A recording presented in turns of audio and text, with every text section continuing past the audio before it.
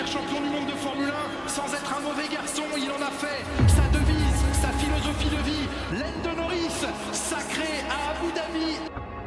En tout cas, saison 2025 qui s'achève, mais du coup ça marque la fin d'une ère, ça marque la fin des voitures avec Hot Sauce. Au revoir, terminé les DRS, bye bye.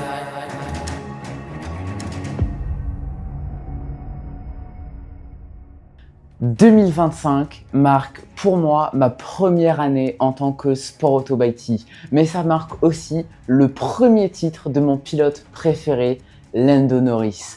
Oui, Lando Norris est mon pilote préféré. Alors pour être honnête, je ne l'ai pas vécu comme j'aurais pensé le vivre et ce n'est pas ce que vous pensez. La vérité, c'est que toutes les personnes qui disent que Lando Norris ne mérite pas son titre, eh ben, ça m'a beaucoup touché. Mais aujourd'hui, au lieu de revenir sur l'histoire, les rumeurs, les polémiques, etc., sur lesquelles vous n'allez sûrement pas être d'accord avec moi, j'aimerais plutôt qu'on aborde l'aspect émotionnel. J'aimerais vous prouver que Lando Norris n'est pas le pire champion du monde de l'histoire et surtout que Lando Norris mérite son titre de champion du monde.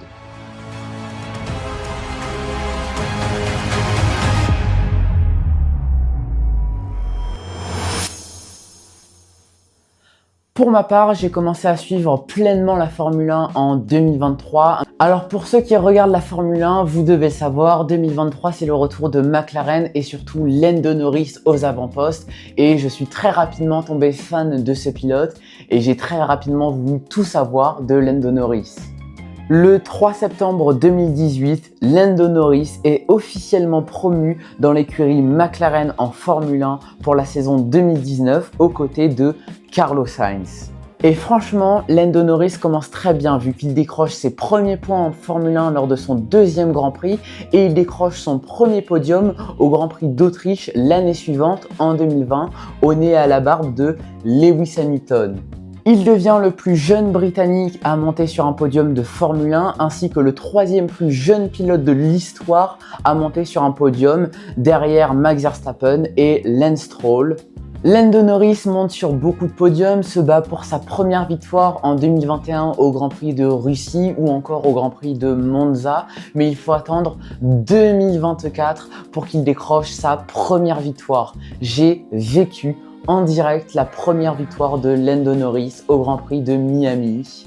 Je me suis dit, waouh, incroyable, mon pilote préféré arrive à rivaliser avec Max Verstappen. McLaren commence à avoir une voiture performante, capable de rivaliser avec Red Bull. Et franchement, je n'ai pas été déçu puisque Lando Norris a commencé à se battre pour le titre de champion du monde face à Max Verstappen. Bon alors Lando Norris échoue à quelques grands prix de la fin, mais avec un petit peu de recul, c'est normal, il partait d'extrêmement loin et Max Verstappen était quand même très solide. Comme il le dit si bien dans Drive to Survive, mon rêve c'est d'aller chercher mon premier titre avec McLaren. Bon alors si on revient au début de la saison, c'était un petit peu compliqué pour Lando Norris. Malgré une première victoire au Grand Prix d'Australie, la suite a été un petit peu compliquée, battu par son coéquipier Oscar Piastri. Et vous vous doutez bien, Zandvoort a tout fait basculer. Lando Norris abandonne sur problème mécanique, là où son coéquipier Oscar Piastri remporte le Grand Prix et repart avec 35 points d'avance. Mais même avec 35 points d'avance, il n'est toujours pas avantagé par son équipe. Si on s'en tient aux règles des Papaya Rules, McLaren ne peut pas avantager Oscar Piastri. Les Papaya Rules, c'est l'équité entre les deux pilotes, c'est-à-dire que si l'équipe fait une erreur stratégique sur l'un des pilotes, eh bien l'autre pilote doit essayer de lui redonner l'avantage en piste pour qu'il y ait une équité. C'est ce qu'on a vécu au Grand Prix de Hongrie l'année dernière par exemple, ou encore au Grand Prix de Monza cette année. Oscar Piastri craque, la situation s'inverse, Lando Norris remonte très vite sur son coéquipier et reprend les commandes du championnat au Grand Prix du Mexique. Derrière, il y a un pilote qui s'appelle Max Verstappen et qui revient à une vitesse fulgurante sur les deux pilotes McLaren et Lando Norris se retrouve seul face à Max Verstappen puisque Oscar Piastri n'est plus là.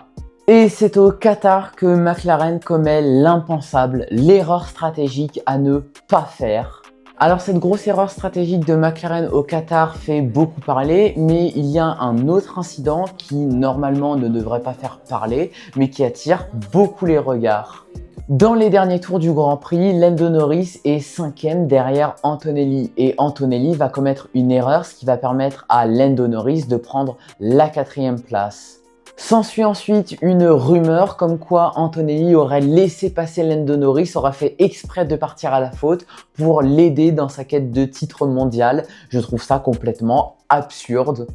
Lando Norris doit donc terminer sur le podium à Abu Dhabi pour être titré champion du monde. Alors évidemment, il y a eu ce fameux incident à Abu Dhabi entre Tsunoda et Lando Norris et je suis assez d'accord, Lando Norris aurait mérité une pénalité de 5 secondes. Sauf que Lando Norris, à l'arrivée, avait 7 secondes d'avance sur Charles Leclerc. Donc même s'il avait 5 secondes de pénalité, il aurait quand même terminé devant Charles Leclerc et aurait été champion du monde. Bref, au terme de ce Grand Prix d'Abu Dhabi, Lando Norris est titré pour la première fois champion du monde, tout simplement incroyable pour le bonheur des uns et pour le malheur des autres. Bon, alors ce que j'ai trouvé beau à la fin de ce Grand Prix, ce n'est pas de voir Lando Norris passer la ligne avec une joie immense, mais plutôt de voir la joie de ses parents. De voir ses deux parents heureux pour leur fils, c'était tout simplement incroyable. Je crois que j'ai jamais vu ça en Formule 1. Et de voir l'interview de sa maman sur Canal+ à la fin du Grand Prix, eh ben ça m'a beaucoup touché. Bon alors toute cette joie etc, ça a été un petit peu gâché par les personnes qui ont dit que Lando Norris était le pire champion du monde de l'histoire. Lando Norris n'est pas le pire champion du monde de l'histoire. Bien au contraire, je trouve que c'est l'un des meilleurs. Lando Norris a résisté toute la deuxième partie de saison à Max Verstappen et surtout il a su tenir face aux erreurs stratégiques de McLaren.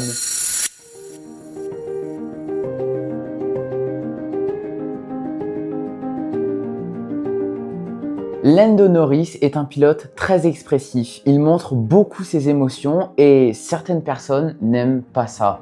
Lando Norris est un pilote très ouvert sur ses difficultés liées au mental, au stress, etc.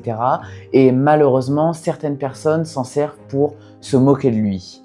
Lando Norris est malheureusement très souvent comparé à Max Verstappen, son copain. Max Verstappen qui lui est très froid, imperméable à la pression et qui ne craque presque jamais.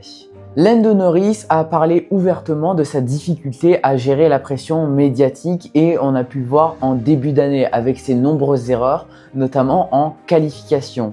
C'est vrai, sur la première partie de saison, Lando Norris avait beaucoup de mal en qualification, surtout en Q3 où il faisait souvent des erreurs, comme à Jeddah par exemple. Alors il a trouvé une solution à ça, il a enlevé beaucoup d'informations sur son volant et ça l'a beaucoup aidé, mais encore une fois, beaucoup de personnes s'en sont servies pour lui chier dessus entre guillemets. Mais avec ce titre mondial, Lando Norris a prouvé à tout le monde qu'on pouvait être un champion du monde sans être un mauvais garçon, on pouvait être entre guillemets gentil et battre Max Verstappen qui lui est tout simplement un lion, une machine de guerre. 16 pole positions, 44 podiums pour 11 victoires. Lando Norris est le premier pilote hors pilote Red Bull et Mercedes à remporter un titre mondial. Comme le disait si bien Zak Brown, il y a eu l'ère Senna, il y a eu l'ère Hamilton, il y a eu l'ère Verstappen. Maintenant, il y aura l'ère Norris.